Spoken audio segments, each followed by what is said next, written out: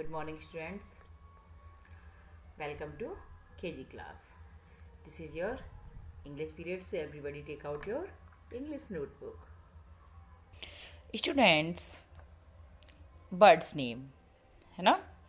Birds name आपको यानी चिड़ियों के नाम आपको मैं करा चुकी हूँ, वही आपका रिवीजन है ना। ये मैंने लिखे हुए हैं। अब इनको आपको क्या करना है, इसमें से देखकर वीडियो में से आपको लिखने हैं। लिखने के बाद वो क्या करने हैं, लर्न करने हैं। देखिए, CROW क्रो, क्रो मीन्स कोआ।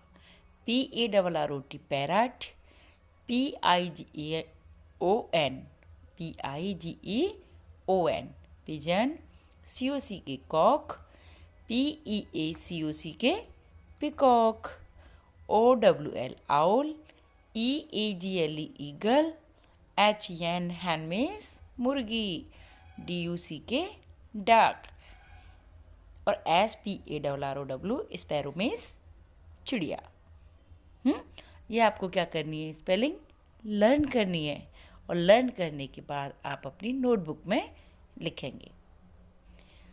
ये आपको पता ही है ना सभी को कि जब हम लिखते हैं एक तो रनिंग में लिखना है मिला मिला कर, उसके बाद में लाइन में लिखना है और फर्स्ट लेटर कैसा है आप देखिए, कैपिटल, और उसके बाद में स्मॉल, है ना। ओके, लाइन का ध्यान रखना है आपको।